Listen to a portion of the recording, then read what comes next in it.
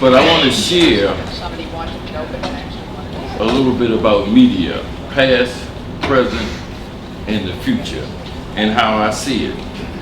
One of the things I think probably everybody in here know that no successful movement from the left, from progressive forces, have ever taken place without the media supporting it, without it developing on its own media.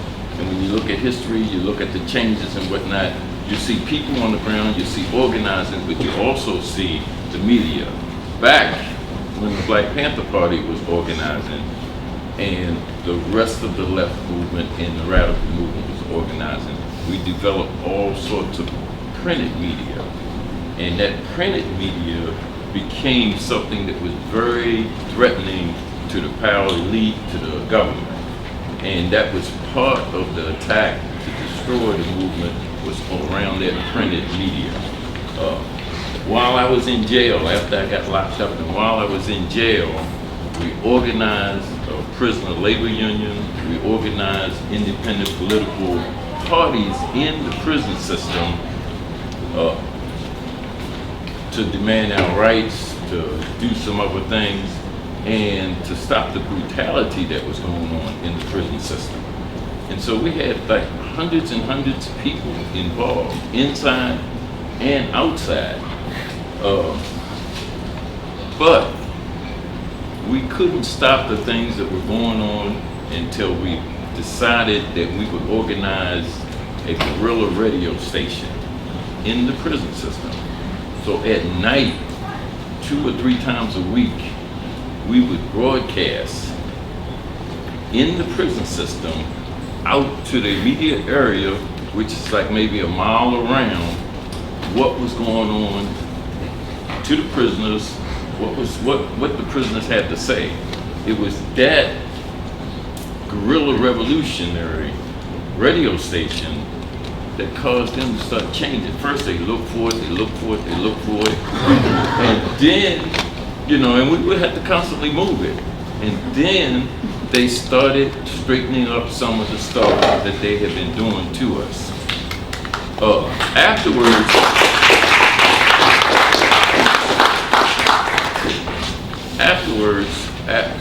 they spread us all out, they shipped us around because they had identified us and so on. So we end up throughout the whole entire Maryland prison system. But during the 80s, this occurred during the 70s, during the 80s and the 90s, there was no news. The movement had appeared to die. Around 2000, it was clear that there was no activity in America that was progressive and on the left.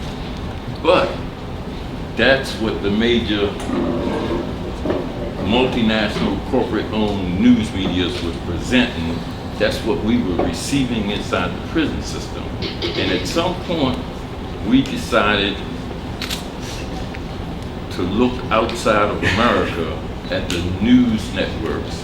And I hate to promote this, but we looked at BBC, we looked at Al Jazeera, we looked at Chinese news, we looked at RT, we looked at news operations outside of America, and we discovered that there was more activity happening in America than we was getting from the major news networks. We could watch news networks all day long and wouldn't think anything was going on. And you turn on RT and that's Russian TV, and they were reporting all kinds of things that were going on. They were reporting about the activities down on the ground. So we would have to go to other continents to find out what was happening in our city. And so it became clear that the media was shaping the attitude of people in the country in terms of how we see organizing, how we relate to what was going on, and whether or not we was motivated to do something about it. Well, of course, if we didn't see anybody doing anything, if we didn't think things were going on, it was less likely for us to engage and get involved. And once we start seeing what was going on outside, it was easier to start spreading the word again in the prison system. And you had prisoners all over the prison system watching the news that was going on in America, and it raised the consciousness. But that was the past. So I get out of prison, and I've been out for about like 14 months now, right? And when I came out the prison system, I was like, by then Saudi Arabia had brought Al Jazeera. Twitter had been compromised. The social media was being scooped up by various organizations and entities. And I was like, okay, there is still no news outlet. And I stumbled upon the real news. I'm talking about the present now. I went down there to do an interview, and matter of fact, they had asked me to come do an interview, and I didn't have the time. I was like running around. I was traveling around the country. I was doing some other things. The time wasn't there, and to be quite frank, the interest wasn't there. And I went down there to do an interview, and I looked at what was going down there, and then I went to the internet and I started looking at some of the programs, and I started realizing that this media, this alternative media operation here in Baltimore was worth our attention and worth our energy, and I actually volunteered. I actually said, look, I like what's going on. I like how you're organizing. I like this information that's being put out. You need my help somewhere in the city, whatever's going on, call on me, and I'm going to be there. And of course, we had some dialogue, and eventually I got hired. And getting hired gave me the opportunity to go back into the community and to talk about the things that's impacting the community that's not getting any coverage at all. To go back into where the grassroots organizations were organizing and being ignored and highlight what they were doing. To go down into various communities. Just recently we had a town hall meeting down in Gilmore Homes. Gilmore Homes is the area in which Freddie Gray, where in fact 50 feet or so, the area in which Freddie Gray was beat, and that consequently led to his death.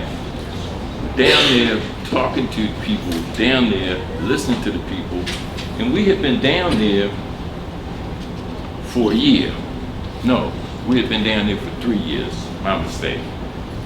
While we were in jail, the program in jail that I was working with, a friend of a friend, had started working down there and had been organizing down there and had been communicating with the people down there. And they had been doing this in a consistent kind of way, right? But it wasn't getting any coverage. It wasn't getting any media. Nobody was reporting on what was going on. Now we have in Baltimore the ability to cover that stuff, to report on it, to blast it across the whole planet. And so now every month, 1 million people see some of the things that's been denied to them in terms of organizing, in terms of what the people are saying down on the ground, in terms of what the people down on the ground want to do. And I think it's important because we can't mobilize and energize people for change if they don't think anything's happening, or they don't see the things that are going on, and they don't have any way of determining that this is operating over here and that's operating over there and this over here is operating, and all of them are connected and all of them are directed to changing things that's affecting the whole entire group. The Real News now has the ability to do that, and we are doing that. And I'm actually in the middle of it and helping to do it. But that's the present. But that's not where we want to be at. Where we want to be and where alternative media needs to be is we need to be mobilizing to gain control of our communities. We need to be organizing through education, through evaluation, through analyzing. We need to allow people to see the possibilities that they can change their conditions. We need to allow people to see that they can empower themselves once they have information. That's where we want to go in the future. In Baltimore, we're trying to create the network of people by supporting them, by working with them, interacting with them. We're trying to create the network of people that ultimately will gain control of their particular communities. And I'll go back for 1 minute to Gilmore Homes. And this is something we just did. We went down there, we did a town hall meeting with them. People came out, they expressed their interest. You go on the Real News Network, you can see the town hall meeting is up. They expressed their interest. They said what was a concern for them. They said what was their priority, not what we thought they should be doing, or not what we wanted them to be doing, or not where we wanted their conscious level to go, but what was their priority. And their priority was basic needs: food, clothing, shelter, etc. And they were concerned about the food desert that covers their entire region. And they got to go to mom and pop stores, spend exorbitant money, and get really bad food. They wanted to do something about it. And in the process of them saying that was their priority, we in turn said, let's talk about it, let's see how we can work with it, let's see if we can help you make that a reality. And now today, there's dozens of people in that area ready to create a food co-op. There's a network of people outside of those people that's saying, we're gonna help you create that food co-op. That's not just the power of the media, but that's the media's ability to help people empower themselves. Because ultimately, they're gonna have a food co-op down there, and then they're gonna look at their next thing, and they're gonna address that, and they're gonna organize around that, and we'll report on it, we'll cover it, we'll share it, we'll help, we'll work with them. But eventually, they will change the conditions in their community by empowering themselves. And once that happens, once they can see how that works, they will move to change the apparatuses that control their community completely, the city council, the mayor's thing, etc. So that's the future. So in the past, alternative media have always moved progressive movements forward. In the present, that's happening right in Baltimore right now. In the future, we want to see it happening in cities and communities across the nation.